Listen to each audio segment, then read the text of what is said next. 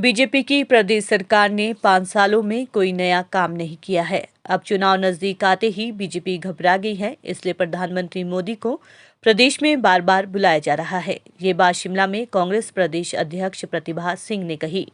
कांग्रेस अध्यक्ष ने पीएम मोदी के दौरे को लेकर निशाना साधा है। प्रतिभा ने कहा कि बीजेपी की सरकार नाकाम रही है। पूरब में वीरभद्र सिंह के कामों का शिलान्यास ही जयराम सरकार ने किया है। अब प्रधानमंत्री हर जिले में जाकर चुनावी वादे करेंगे। कांग्रेस उनसे सवाल पूछती है कि पहले के वादों का क्या हुआ, 2 करोड़ नौकरियों का क्या हुआ। आज बेरोजगारी चरम पर है, महंगाई ने सारे रिकॉर्ड तोड़ दिए हैं। कांग्रेस सत्ता में आने पर महंगाई बेरोजगारी को कम करने का काम करेगी। वहीं उन्होंने बताया कि प्रियंका गांधी कल सोलन में जनसभा को संबोधित करेगी। गांधी परिवार का हिमाचल से विशेष लगाव रहा है। लोग भी उनको सुनने का इंतजार कर रहे हैं। किसान बागवानों की समस्याओं को कांग्रेस प्रमुखता से उठाएगी और सरकार बनने पर समाधान करेगी। देश के प्रधानमंत्री है, हम उनका आदर करते हैं, उनका स्वागत है हिमाचल प्रदेश में आ रहे हैं। पर आप देखते हैं कि हिमाचल प्रदेश में अब हमारे चुनाव बहुत नज़दीक है, हम चुनाव का सामना कर रहे हैं।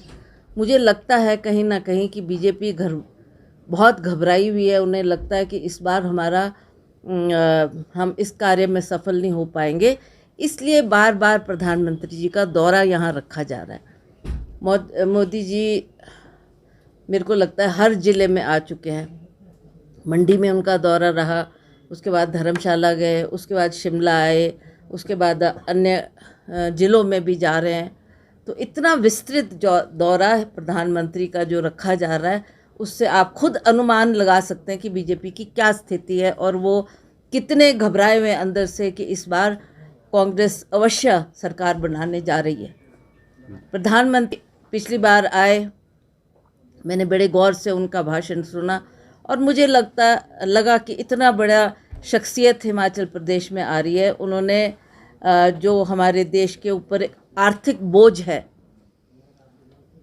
कितने बड़े संकट से हम लोग जूझ रहे हैं, तो मुझे आशा थी कि कुछ ना कुछ वो हिमाचल प्रदेश को आर्थिक मदद करेंगे और कुछ ना कुछ दे के जाएंगे। उसके ऊपर भी माननीय प्रधानमंत्री जी ने एक शब्द भी नहीं कहा।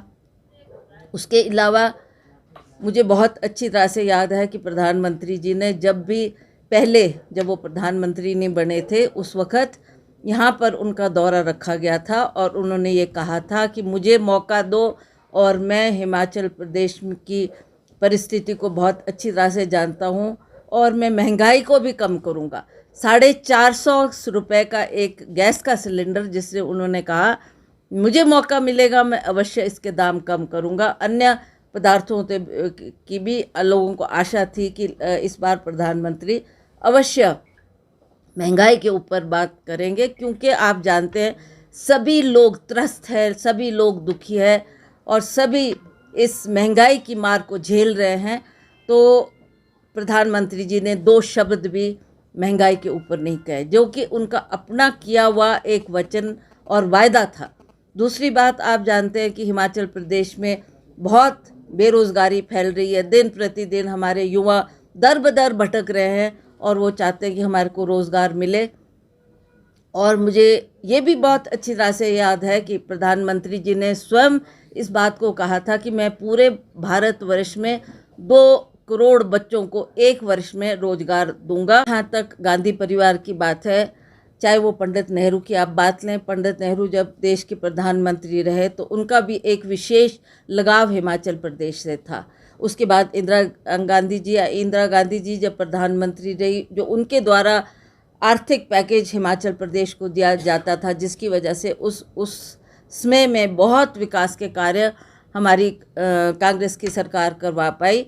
और आज हम देख रहे हैं कि उसी परिवार से प्रियंका गांधी जी भी है, और चाहे वो राजीव गांधी जी भी रहे। राजीव गांधी जी ने भी अपने कार्यकाल में जो उनको समय मिला जब वो प्रधानमंत्री थे, तो उन्होंने भी विशेष तौर पर हिमाचल प्रदेश के लिए जो आर्थिक पैकेज की मदद की है, उसकी वजह से भी हम उनके आभारी हैं।